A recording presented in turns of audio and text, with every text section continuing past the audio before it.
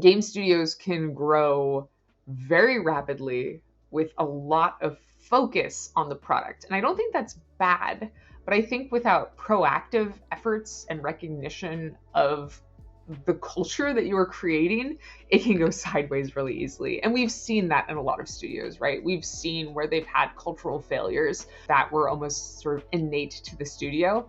And I think that the main issue there was that they didn't think about it. It happened, right? They weren't trying to be toxic. They weren't trying to be sexist. They weren't trying to be exclusionary. They were just so focused on the product that they forgot that you have to put in structures and safe holds and protection and ways to uplift the other people you're bringing onto your team, especially when it gets past you and your few friends.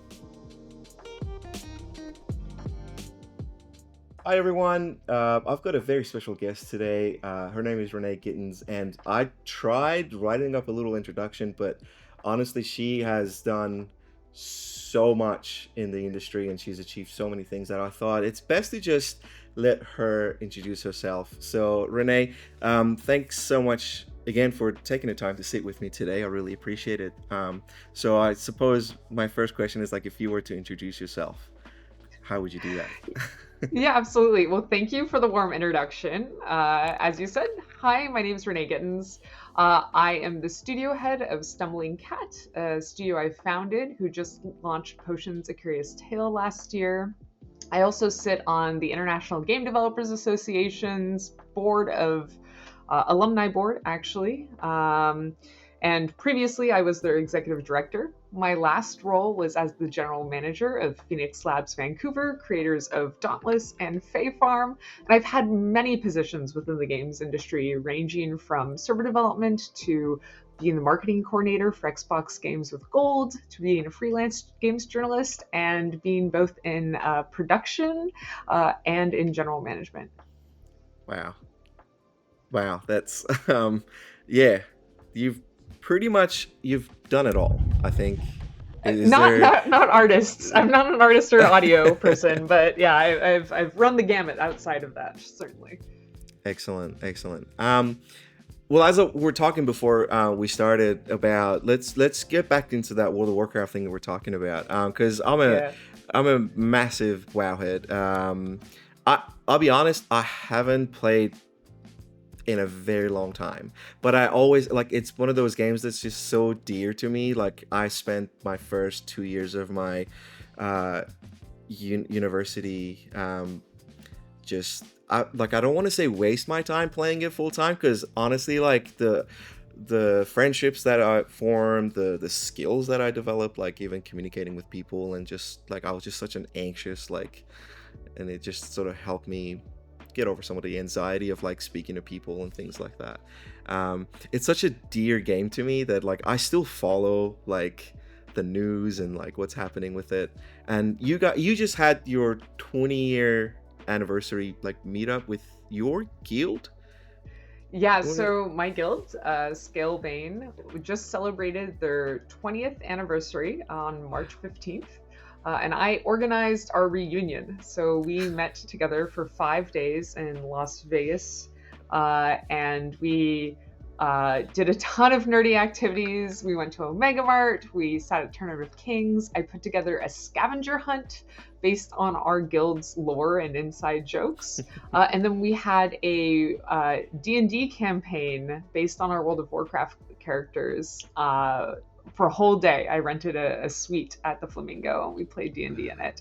So it was just such a fun social event. I mean, I've known these people for decades, and there's always that hesitation. You're not sure if you're going to get along with people in real life as well as you do online. And it was super comfortable. We all had a lovely time, and it was just so great to see everyone. I've met maybe half of them in real life previously, but there were still many new faces. I was just gonna ask, like, have you had previous meetups? And yeah, it sounds like Yeah, I ran it's our like mm, 16th anniversary event as well. We actually had 19 people show up for that one.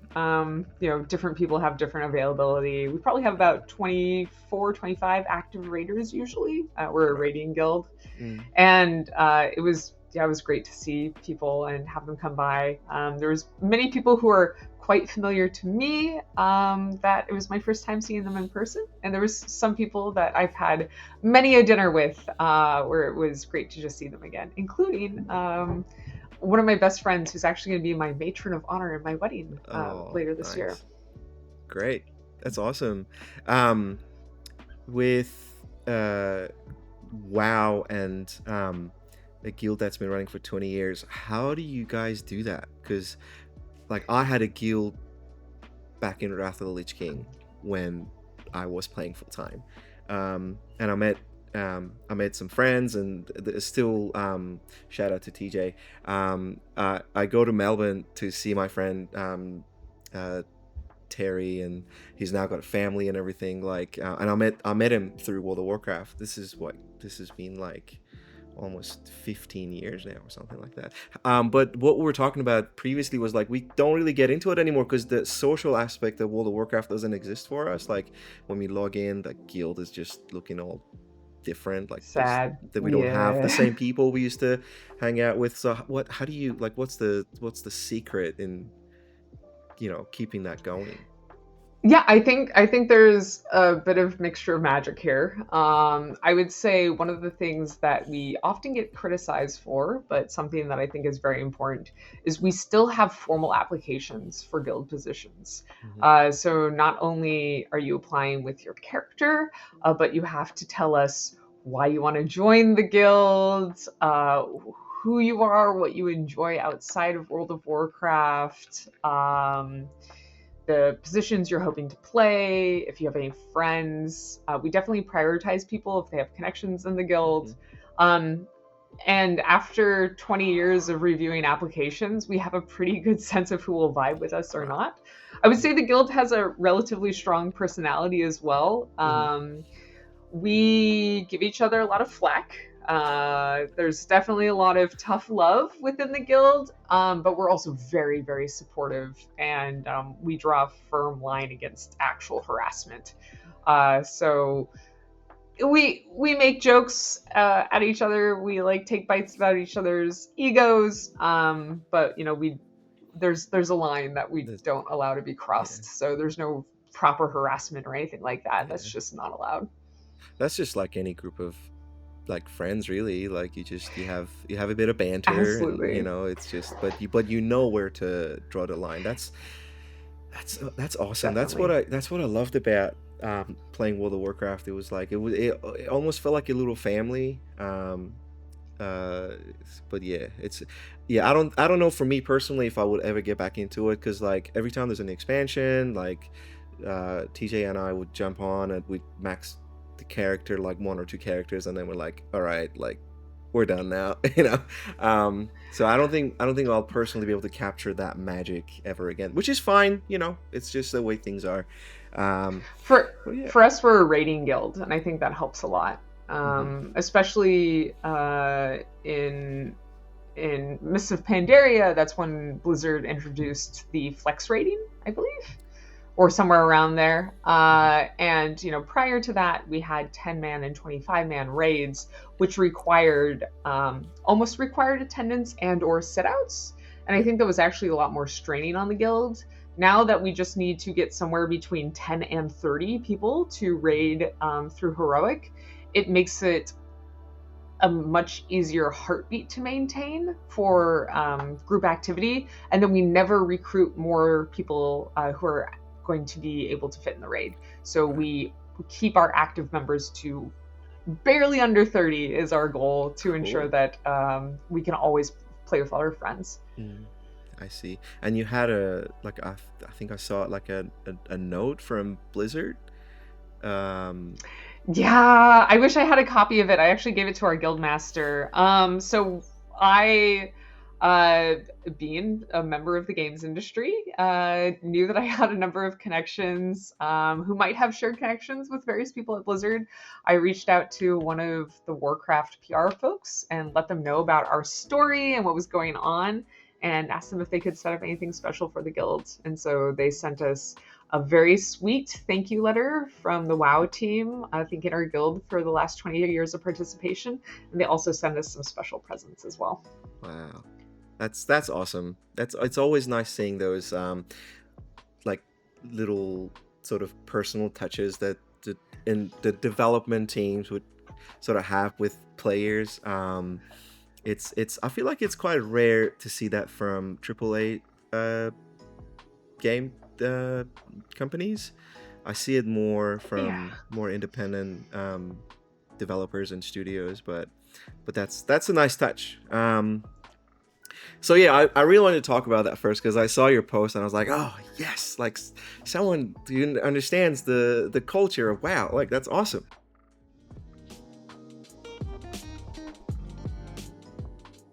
Renee, I want to talk about your game Potions: A Curious Tale. Everyone, if you haven't done so already, make sure to go on Steam, get the game, not wish list, it's already published. It's been a year now, it's been published now. How does it feel? Like it's been a whole year now. Yeah, it feels like it's been 10 years and 2 days at the same time. So currently I'm working on console ports. So Oh, I've nice. been doing a lot of programming work on the title. We're about to push an update to PC that has a lot of optimizations that we had to bring in for Hmm. certain platforms that really need a lot of optimizations, whichever ones those might be. And then some quality of life improvements and other things like that. And then actually, I'm planning additional endgame content for free for the PC builds. That's also going to go into the console versions. So That's uh, it is relieving that it is out, there's also still a lot of work going on, both with the console work and then mhm. all of the merchandise that we are doing because we have that coming in. Actually, the pile behind me on this side is all merchandise here All that's right. waiting to get shipped out. So Excellent. So I saw your TikTok about the merchandise that you've got coming from China. Have you got all of them yet, or is there still? no, yeah. So I've ordered 500 of these plushies, who are adorable. They're being shipped in from China right now, and then they're going to be sent from California up here. I was told that they should arrive in California and get shipped to me from California Mhm. on April 7th, and the 54% tariff is supposed to start April 9th. So I'm hoping that they Just are yeah. they are through customs. Custom tariffs have increased over the last couple of months, but that 54% tariff, oof, I'm hoping that there's no delay in the shipping and that we can avoid that. Hopefully get through that one. And if someone wants to order one, are they all sold out? Have you had like or if someone I've wants not to? done pre-orders yet, Oh, actually. Yeah, so I really wanted to make sure that they were in hand mhm. first. Yeah, I want to ensure that I have everything here so that there's no mix-ups or issues with anything. So I'll be putting up the pre-orders as soon as they arrive, which is probably within the next 2 weeks. perfect. I'll put a link to everything we talk about down in the description. So if anyone's interested, they can just go and check out all those links. And yeah, that's awesome. But let's dive a little bit deeper into your game. Let's talk about the past year.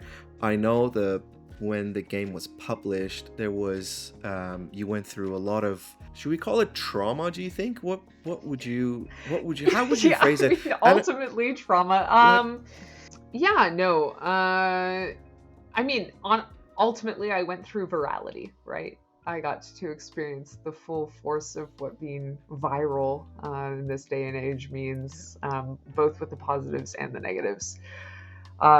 So, for context, for those of you who are watching and are not aware, I published my game on March 7th, 2024, 10 a.m. PT, which was kind of the start of International Women's Day, which is March 8th, depending on your time zone there. And my goal was to do that as a celebration of my title, my work, everything that's gone into this game. Potions: A Curious Tale is sort of a cozy crafting adventure game, where combat's not always the answer, sometimes is, and that features a young witch. And so she is a very strong character. She is a girl, of course.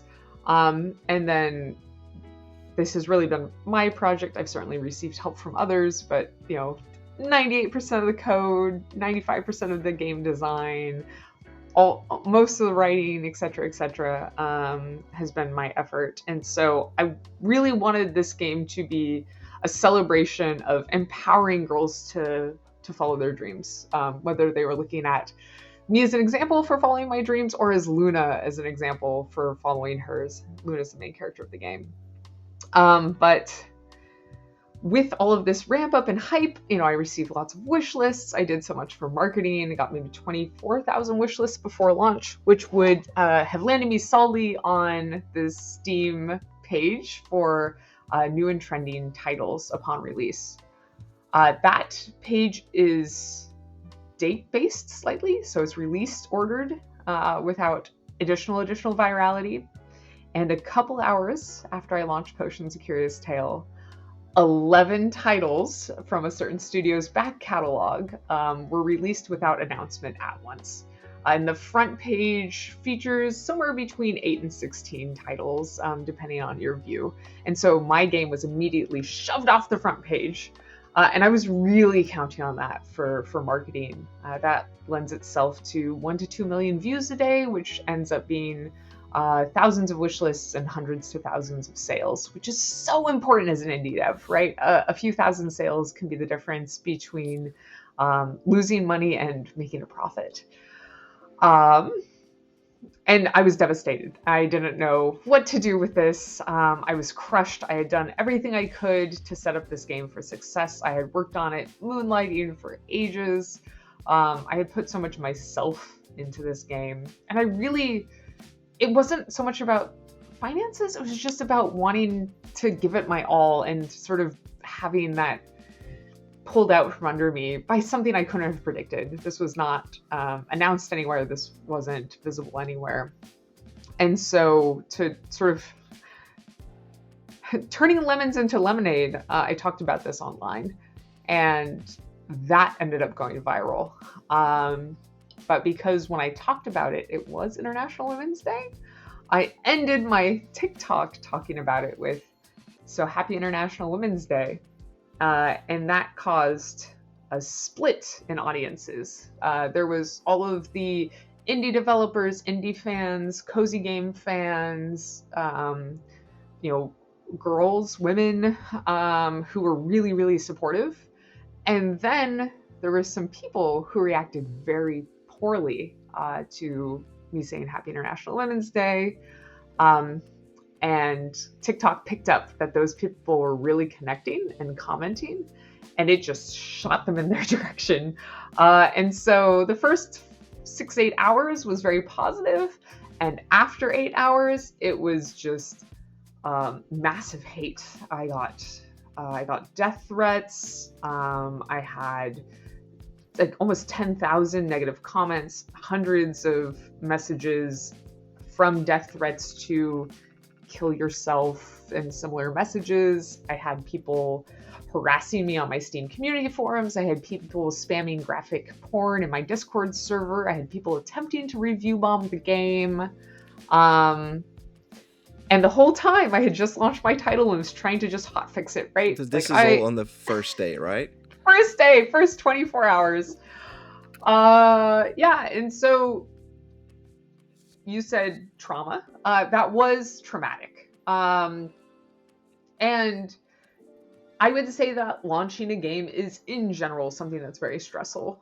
Launching a game when tens of thousands of people are being really brutally mean, hundreds of people are being threatening in some way, that is difficult, even as a mentally healthy, well-grounded person. It is a challenge to deal with. And so I did struggle. I had panic attacks. I could barely sleep.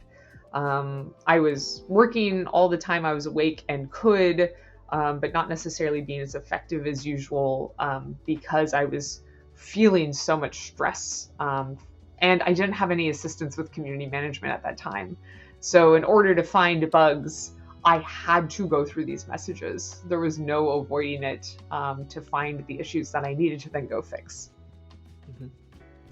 So you had to essentially you had no choice but to look through those comments in order to fix the You, game that you've spent, like, you're trying to be a good, a responsible developer, and you have to in turn also face. I know you've talked about this stuff a lot, and I was gonna say, like, I know you explained what happened and everything, but like I said, I know you've already talked about this experience a lot, so I was gonna say we don't have to get too deep into it. The part that I find disturbing, obviously, is when this video that you've made to talk about what's happened with your game getting pushed to the wrong crowd, in terms of, because that's social media algorithm, it is. right? Any engagement's good engagement, even hateful Yeah, engagement, right? that's right. So um According to the algorithms, not according to well, no, me. it's yeah, it's that's how it works. Like, I've noticed, okay, nothing to the extent of your experience. Like, I've never had anything like that. So I'm not gonna pretend like I know what it's like. I don't think that's the right thing to do. I have had posts that have been sort of pushed to the wrong crowd, where I go, that was not the intention of what I'm saying here.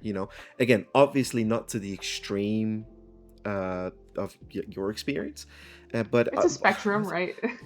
It I, still sucks, even if it's like a couple dozen people, and that's overwhelming. Like, we as people we're not meant to take that much criticism. Our brains are not wired to receive that much hate, yeah. and so even just a couple negative comments can be very difficult to deal with. And when you're getting to dozens, that's really rough. It doesn't have to get the hundreds and thousands. Like, we're already overwhelmed with dozens of hateful comments. Yeah, and especially with I feel like with video games, I don't know why people have this like, for example, the Nintendo Switch 2 just got announced, and the first thing I see online, people are just like all being negative about it, and I'm sitting here going, guys, like, this looks awesome, like, this looks so cool. Okay, if you can't afford it, or if it's like they didn't give you the game that you wanted, like, but you don't have to be so, like, nasty about it. What is it about the Nastiness game? is engaging. Yeah, exactly. And the algorithm picks it up and is like, oh, Yeah. more of this, please. But I just don't understand why this is so specific to the gaming industry. Like, you look at the music industry, you look at the, film industry, books, or I don't know. Is even it specific to the games industry? I feel like I have no like, sort of like statistics or anything to prove this, just going off of my own experience, because I do have other hobbies, like, I do not really like popular trendy music. I'm quite, like, far behind. Like, I'm a huge soccer fan, like, I follow that sort of religiously. I'm, like, with it, following the news, and, like, the players, sometimes the criticism they receive can be nasty, but comparing that sort of stuff to the criticism that developers get over video games, in my experience and my observation, is insanely different. Like, I feel like developers cop it a lot worse than anything else I've seen before. Like, you take Avowed, for example, the game that just came out a few weeks ago. I thought it was a really good game. Like, yeah, it wasn't Skyrim, like, but that's fine. Like, if you look at the they game developed by it with its a false. Yeah, like, they had I thought it a was. far smaller Sorry, go ahead. development team. Right, like, Avowed was approached in quite a different way than Elder Scrolls tends to be. But I mean, I'm just saying, like, I thought it was great. Like, it's not going to be Game of the Year material, but I played it for, like, almost 30 hours. I thought it was great. Like, even, like, a lot of people complaining about the writing. I'm like, I don't know what you're talking about. Like, this is great. This is funny. Like, it's fun. Yeah, it's not Skyrim, but so what? I don't think they were going for Skyrim. They never. Anyways, the point is, they were copying a lot of, like, criticism from people, saying, like, oh, this isn't Skyrim. Like, they're just being nasty about something that wasn't even marketed as what they want, what these people wanted. Sorry, I went off on a tangent a little bit here because No, you're okay. it really frustrates me. It's like let these people do the work, because I think for the most part game developers don't even get a say in the criticism that they receive. Oh yeah. I mean, well, so I would say that there's two main components to Hmm. this. One, the games industry is huge, right? It's bigger than the music industry and Hollywood combined. Hmm. Maybe if you even put professional sports in there, like the games industry is hundreds of billions of dollars a year. Hmm. So there's actually a lot of engagement with games. So that's one component. The other component is that game developers are very accessible compared to other industries. Hmm.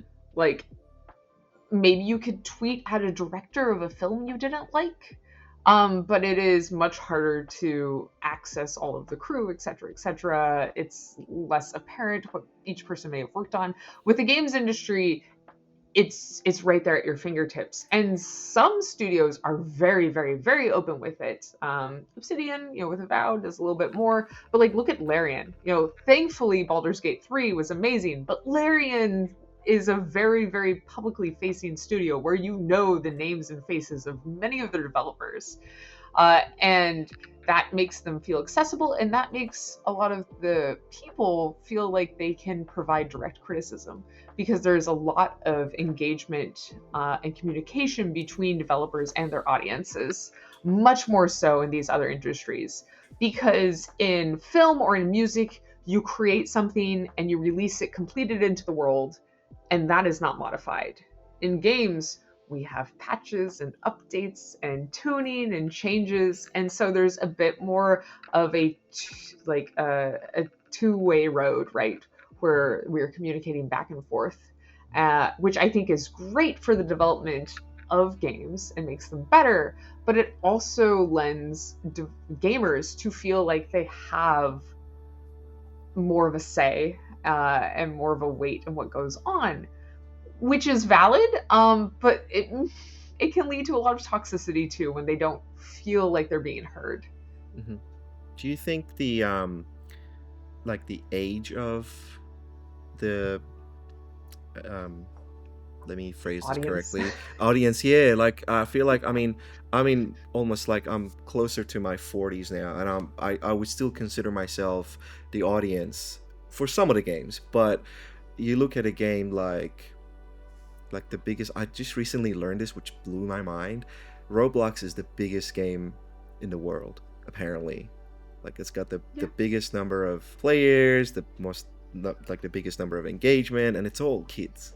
And I've never even played Roblox. It's insane to me, a game that massive. I've never even interacted with it. Do you think maybe the age of the audience might have something to do with the toxicity a little bit, like this lack of um uh it's like social media education? Because I see it with my students. They have no idea of um how to interact online. It's like one of those things that I would really hope we could include in our curriculum before we allow kids to go online. Do you think that might have something to do with it as well?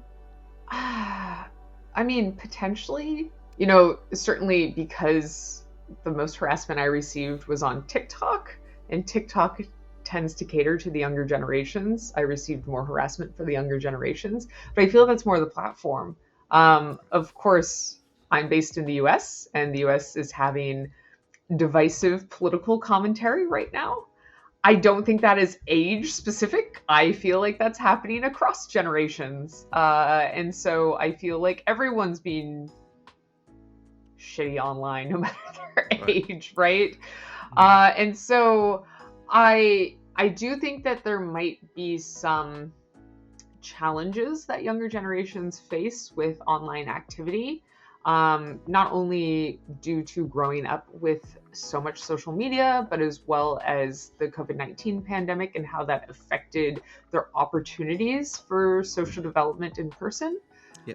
Um, but I think that in general, again, we humans are wired to be in smaller communities and have a lot of face to face interactions and empathy with people that we we recognize as people, and when we are in online situations and we don't see those people we're interacting with in the same way as individuals that are important to us in our community, etc., that are real people, people tend to be rude towards them. And I don't think that's age specific. While children, not even children, while younger generations might spend more time online and thus might have more opportunity to engage in these behaviors, I think it is actually the format of online communication and interaction that lends people to be less empathetic and more critical. I think with Blue Sky, the algorithm, what I like about it is that it doesn't do the typical engagement farming thing that works for them, that generates I don't know how they make money, to be honest. Whatever they're doing, I hope they keep it. Like I'm like gravitating more and more towards Blue Sky because I feel like the community is the algorithm. Like if someone is it retweeting? I don't know what they like when they repost something on Blue Sky Yeah. that someone I follow. It's kind of like, oh, they're interested in what I might be interested in as well. So it tends to be a little bit. Um, I think it's more positive on Blue Sky. It's kind of like, Yeah, I certainly like the Blue Sky community a lot. I think that it is a much more healthy platform yeah, to engage with. I will say that in general, I don't spend a lot of time on social media, and I think people might be surprised by this because I put a lot of content onto social media that is one directional. Like, I put a lot of posts on TikTok. I do not use TikTok. I don't like watch things on TikTok. I just post things on TikTok, because that is what I found to be the most healthy balance for myself. just a couple of more questions on this. What advice would you give someone having gone through this traumatic experience? What would you tell someone if someone was going through what you went through? What advice would you give Yeah, them? give yourself space. You are not a robot. Even if you say these are just hateful comments, they don't matter, etc., you are still going to be stressed and dealing with emotions and feelings and hormones and chemicals and stuff that will muck with you. And so I recommend first disengaging from the content as much as possible. Turn off all your notifications so that your phone is not just like spewing hate at you every 10 seconds. Uninstall apps if you need to uninstall them, or just disable them. Only engage with those apps when you feel prepared to. Don't do it out of anxiety. Only do it when you feel like you are ready to face whatever is on the other side of those notifications. If you need time to recover, take that time to recover as much as you need. While it is advantageous as a game developer to have a have a patch out within the first 2 weeks, it's not required. Harming your mental health and your physical health for maybe a couple more sales, maybe even hundreds or thousands of more sales, it is probably not actually worth it in the long run. So taking care of yourself and bringing yourself to a point of stability is more important than engaging with your community if you are having trouble with engaging with your community. Ideally, hire a community manager that is not part of the development team so that they can look at this without feeling personally attacked and involved with anything. I should have done that. I had hired an external PR team who were lovely and helped me so much with press relations. I should have hired an external community development person, community manager to help with that. And then be open with how you're feeling. I feel like, particularly in Western society, we have a really bad habit of answering all questions like, how are you? With I'm fine, or I'm okay, or I'm great, even if you're not. I think that does both a disservice to you and to your friends and peers. Say, I'm having a hard time, I'm anxious, whatever it is. Because it's only when we provide that information that we can find understanding and support amongst our friends and peers. If we keep that all to our chest, then we will only be able to handle it ourselves. And sometimes it takes a village. Excellent. Um, and the other thing I wanted to ask about this was, sorry, my cat is chasing her own tail. That's very distracting. Sorry. No, it's okay. As an owner of two cats, I completely understand. She just randomly she's chasing her own tail. That's okay. Um but the other thing I wanted to ask was when you mentioned about having to go through those comments to actually find feedback that you need to use to, patch out a fix or whatever. Has that experience impacted your ability to filter through feedback and find the ones that are actually beneficial to your game, or do you think might be a little bit more challenging for you? Yeah, I think that has impacted it. I think I am more hesitant to look through negative reviews when 80% of them are criticizing me as a person instead of my game. Yeah. I have intended to ask other people to assist me with that and have not currently. Thankfully, my Discord and my community on Discord has been absolutely amazing with providing me with feedback and support. So a lot of the bug notes and critical feedback and such gets to me through that sort of safer channel. I have found Steam reviews to be particularly challenging to try to filter through. And so I have avoided it probably more than I should.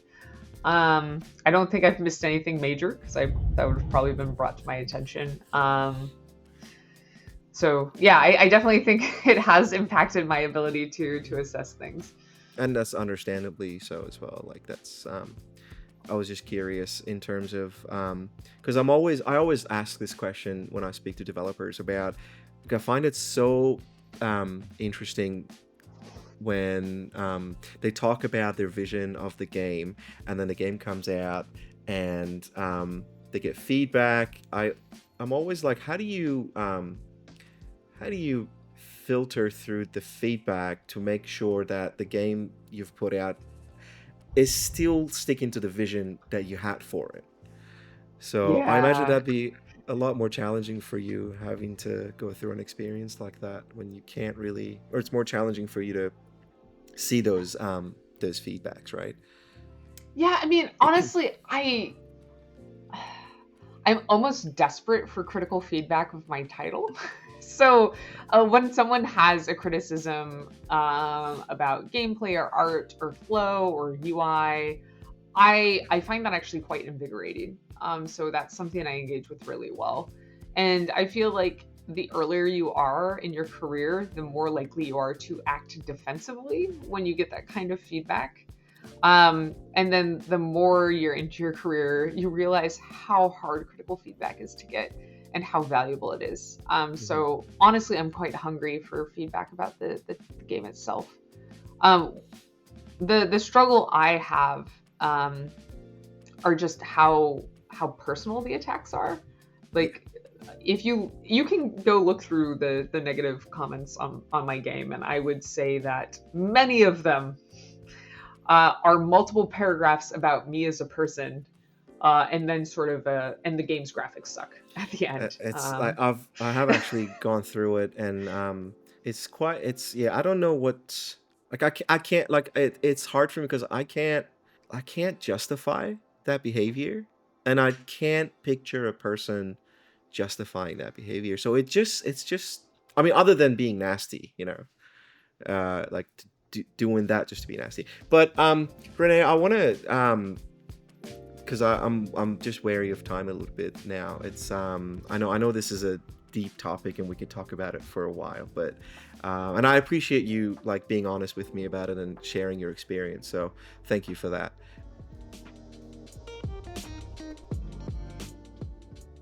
So I was hoping we could maybe move on to your experience working at Phoenix Labs. Yeah, Is that okay? Because you worked yeah. Phoenix there. Labs, Dauntless, Yeah, right here. Dauntless. Yes, I loved Dauntless. I was I don't know. I was never really into monster hunting type games. I always found them Mm, so hard. Like I just couldn't the understand very the mechanic until I played Dauntless for a bit many years ago. Because I remember reading that some of the developers Blizzard actually went over to Phoenix Labs, and I mean I could be wrong. Well, Maybe I'm thinking of a different game. yeah, Blizzard, a lot of Riot, a lot of BioWare. So you Yeah. had Mass Effect, League of Hmm. Hmm. Legends, Hmm. some Blizzard folks too. Yeah, no, it was and it is whatever is left of it has been. It was an amazing team when I was there. Lots of very passionate, very talented people. I thought their approach to Dauntless was great. It was very refreshing. I enjoyed Dauntless. I also enjoyed Monster Hunter. Definitely played a lot on the PlayStation. I have Monster Hunter Wilds, and I'm playing through that now. Um, it it's one of my favorite like proper action games, I would say. Just because of like the strategy of engagement with creatures. But yeah, one of the things that I appreciated most about Phoenix was their culture. They really, really strove to be a company that supported and uplifted their developers, where everyone was respected, and involved and engaged. That's awesome. Is that because I know you have experience working at different studios. You also have experience as a head of a studio, as a head of an indie studio. Do you find that's something that not super common in the gaming industry? I think that one of the main problems with the games industry is that studios end up being so product focused that they forget to be people focused and culture focused. So, like, let's say you and your friend start working on a game, it gets pretty popular, you're focusing on the game, you need some additional people to help you, you bring them on to help with this game, and you're so focused on the product. And next thing you know, you're Riot and you have 200 people or 2,000 people, and you've been so focused on the title that you've forgotten to set up the structure to have a healthy studio culture, to make everyone feel welcome and respected, to ensure that you have proper HR policies, that you have proper onboarding, that you have proper mentorship and growth. Game studios can grow very rapidly with a lot of focus on the product. And I don't think that's bad, but I think without proactive efforts and recognition of the culture that you are creating, it can go sideways really easily. And we've seen that in a lot of studios, right? We've seen where they've had cultural failures that were almost sort of innate to the studio. And I think that the main issue there was that they didn't think about it. It just, Right. it happened, right? They weren't Mm. trying to be toxic. They weren't trying to be sexist. They weren't trying to be exclusionary. They were just so focused on the product that they forgot that you have to put in structures and safe holds and protection and ways to uplift the other people you're bringing onto your team, especially when it gets past you and your few friends. Right, right. And what I wanted to ask you as well is like I said, you've had experience running your own studio. Um, how's that different to working at a? Would you say Phoenix Live is a AAA studio or? Um, Yeah, it yeah, was certainly along those lines. yeah. Large double A, if not triple A. Yeah, Phoenix Labs was working on between 6 and 8 titles while I was there, I believe. And so we had a bunch of different team sizes, from a couple people to dozens, um, almost over 100 on some. Um, Ultimately, from a development process, AAA teams work like indie teams. An indie team, you're going to have a variety of people across disciplines working on things together. In a AAA studio, you usually divide your team members into strike teams where you're focused on features, and you usually have cross-disciplinary teams that are working together on a particular feature. So you have a programmer and an artist and a designer and whatever else working together to try to implement one part. So it's almost like a bunch of little indie games with more management to actually force these features together to work together. Now it is more complicated because you're having these multiple teams working together on these features that need to integrate and collaborate with each other, etc. But when it comes to the cultural development, when you're working with a AAA studio, that is much more difficult because of the layers of communication and how people feel divided. If you're sitting with 6 people in a room, it's very easy to feel connected to those 6 people and what they're doing and communicating with them. When you're sitting with 600 people in a room, you're not even going to know their names. You're not even going to know half their names. And then it can become a lot more difficult to recognize each person and their strengths and weaknesses and their needs and what they're working on and how it integrates with yours. And so I think that's where sort of this challenge comes from. I think it's actually often more lonely to work at a AAA studio than at an indie studio, because you're surrounded by people who you are not well connected with, even if you're working on the same product overall. That's fascinating. I never would have thought that'd be the case. I mean, I thought AAA studio, like, got more people around you, but it's like you said, it's about the establishment of those types of cultures where people do feel like they're visible and they're heard and they're connected, right? With Phoenix Labs, there's been a lot of I don't know, like, just layoffs and recent news of like Dauntless getting shut down, I think. Do you know what went wrong just from your time being there? Did you see any signs of, like, because it's really, I don't know, Dauntless, like, even though I only maybe spend maybe 30, 40, 50 hours playing it, so I'm not like super time like, I haven't spent too much time in it, but it's one of those games that I thought I always had a soft spot for, and it's really upsetting to see it go down like this. What are your thoughts on that? Yeah, I'm trying to figure out what I can comment on, right? Phoenix Labs was in a position where they were part of C Group. When I joined, around that time, over the previous years, C Group had lost something like 84% of its value, which caused massive changes within that organization, including their decision to pull out of a lot of their non-C focused investments. And so that required a change in strategy. And I think that Phoenix Labs leadership made the best choices that they could for the health of the studio and the health of the people who are working there. Ultimately, the main changes that led to Dauntless shutting down next month occurred after my time there. So I can't comment on those. But I can say the Dauntless team was and is amazingly passionate and cares so much about the health of the game and their players, and I'm sure that it being shut down is absolutely devastating to these people who put so much work and love into that title.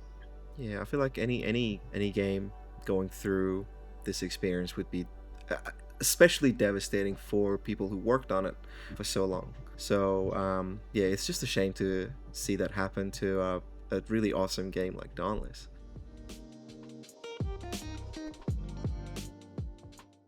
But like I said, I've only got one more segment to talk to you about, and that's your role in the IGDA.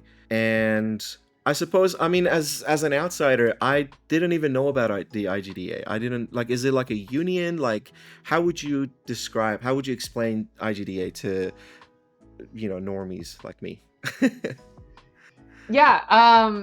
So the IGDA, it's a membership organization who represents game developers. And the IGDA's mission is to support and empower game developers around the world in achieving fulfilling and sustainable careers. And so the IGDA does that through three main efforts. They do that by providing resources such as information, best practices, talks, conferences, etc. By providing networking opportunities so developers can connect with each other, whether it's in their local community or across the world in related disciplines or identity groups, and then by advocacy, The IGDA was formed because there was no voice for individual developers. There was only lobbyist groups for companies that were arguing with each other. And we wanted to ensure that the individual developers' needs and opinions and desires could be represented on both the global stage and within the local stage, whether that is within our local governments or even in the news and media. Excellent. So you led the IGDA as the executive director for a couple of years, Almost three correct? years, yeah. Right. Tell me about your time as the executive director. Yeah, so I joined in the summer of 2019 and was just able to get my feet under me and plan for 2020 and everything we were going to do. And then COVID hit. So it was a very interesting time to be leading an organization who was at that time mostly based on providing in-person events for knowledge sharing and networking. I think it was actually very healthy for the organization because it allowed us to give more focus to supporting the international community. One of the main issues I think game development has had is that its access to knowledge and networking events had been quite exclusionary based on your location and your ability to travel to other locations where these events were happening.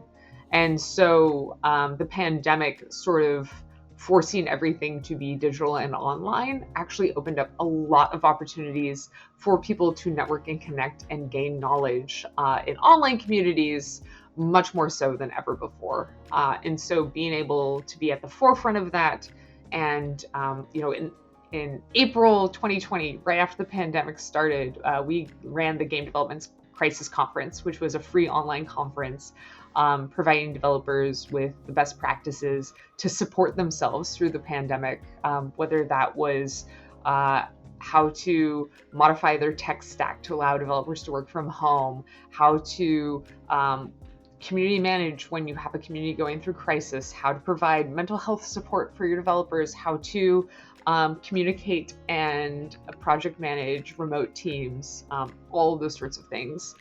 And then we kept doing more and more digital and global events during that time, which was an interesting challenge and also just so valuable, both for the organization and for our members and the rest of the game development community.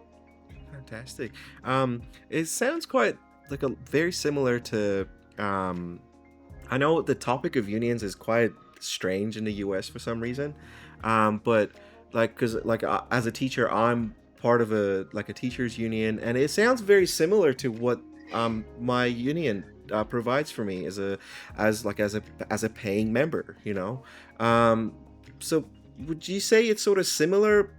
Not maybe officially, but as on a global scale for developers? Yeah, I mean, we provide a lot of the same benefits a union would, but as a entity, we're quite different. And the one benefit we don't provide is collective bargaining. So one of the main benefits of being in a union is collective bargaining. That usually happens within the level the union is at, right? So you have company-based unions where the collective bargaining only happens within that company. You have country-based unions where that collective bargaining happens across that nation. And then you kind of have a couple international unions. Those are much less prevalent just because the unions tend to be legal entities within a nation. And so having international unions are not as common. Happens more sort of in the EU than other places. I might be wrong on that actually, but regardless, the IGDA provides support and advocacy and networking, but it does not provide collective bargaining. Yeah. Just curious in terms of your opinion as a professional who's been in the gaming industry in the games industry for how many years would you say? More than a decade now, right? More than a decade. It's sort of blurry where you want to start. I was actually in biotech making mini games for judging the cognitive ability of children who might suffer from concussions. And so, is that games? Kind of. Yes. When does it start? I feel like if it's interactive and, it's Was like, did they have some sort of challenges they had to complete and things? So that's a game, right? Um, Yeah, so but somewhere 2012, 2013. so yeah, that's close to 13 years now. Yeah. What I wanted to ask you was like, as someone who's really been around for a while, do you see benefits to unionization for developers, or like what are your thoughts on that? Oh yeah, I mean, collective bargaining can always have benefits, right? There is a benefit to individuals being able to rally together to make requests or demands, depending on how they're put forth. I think that there's also large challenges around definitions within unions for game development because the games industry doesn't tend to agree on a lot. Uh, Ask people to define what a game designer's skill set should be. Do they need to know scripting? Do they not need to know scripting? How much are they working in spreadsheets? How much are they working in code? There can be complications as you broaden the spectrum that a union applies to. And I think that's why in the games industry, we have seen much more success with company-focused unions and sometimes discipline-focused unions within a company, such as like a QA union within an organization. Because it has a much more narrow definition of the people that it represents and their pathways to be evaluated within that union, which tends to be a component of that, right? Are you evaluated by performance, years in the position, etc.? Is that, do you think, specific to the games industry? Because almost any other industry that I can think of, like the Writers Guild a few years ago had a strike where there was, all the writers in I think Hollywood went on strike for I don't know how long. So there was like all productions were basically on hold for however long it took. It's just interesting to me that for an industry as big as the games industry, the topic of unions is still such a debate. Like it to me, it doesn't seem like it should be a debate, but it's for some reason it is. I guess I haven't heard a lot of debate about unions. It's more of like debate within about the application of them, right? Okay. As I'm saying, like those definitions and things. Yeah. It is important to note that while the games industry is a very large industry financially, it is a very young industry and a very evolving industry. Yeah. It's turbulent too, which is the word I was kind of reaching for. But being at the cutting edge of technology and creativity means that there are new roles and new requirements for various roles and new expectations that are constantly evolving.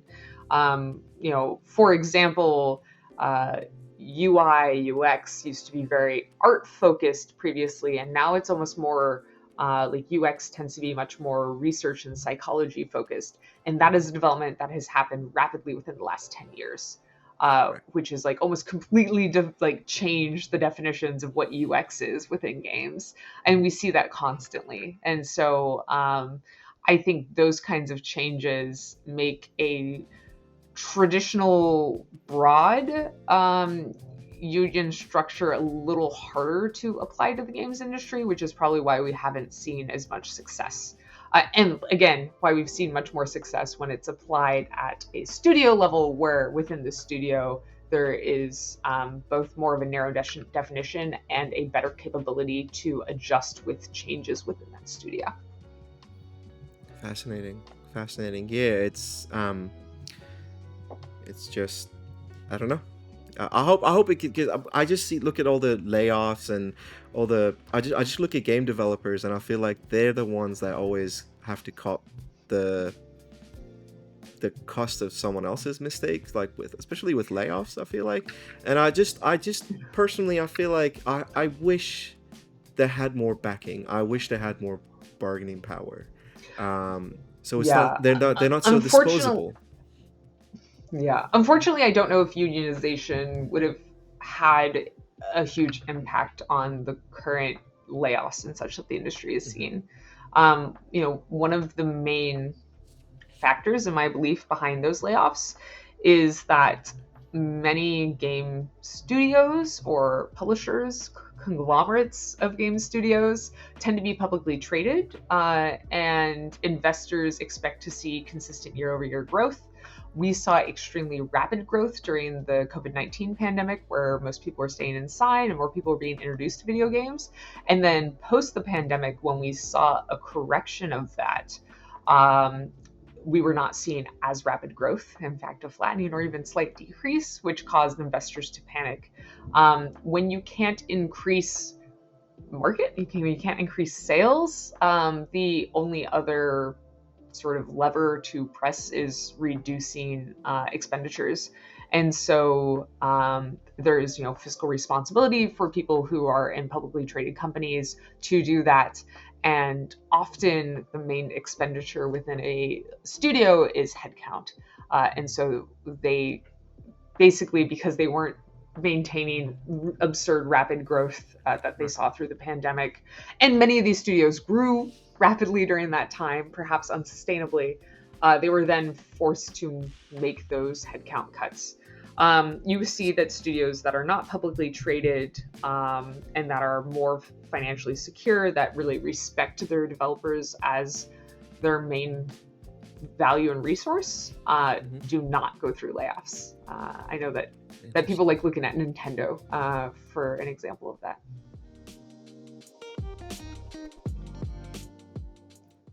We're just about to end it, and I wanted to ask you, what do you think are some of the biggest challenges that indie game developers are facing today? Yeah, I mean, understanding marketing. I mean, it's hard making a good game. Making a good, fun, compelling game is certainly a challenge. But then figuring out how to get that to your audience is a completely different challenge. There are a lot of people trying to make a lot of games right now. If you make a good game, you can expect some level of success. But if you make a moderately good game, the only way to get to success is good understanding of your audience and marketing and how to reach them, and maybe a little of luck with those algorithms. And that can be a huge challenge unless you recognize that and are willing to invest in it up front. But I think that indie developers are particularly advantaged right now because what we were just talking about, so many of those large studios and conglomerates have cut their R&D studios, their R&D teams. And so 2026, 2027, 2028 is going to be lacking new IP, new mechanics, new compelling games from those larger studios. And that is a perfect opportunity for indies and maybe AA, more agile studios to come in and disrupt the market with fresh ideas where they might have had a harder time finding that traction with new releases from large studios. I see. And last question.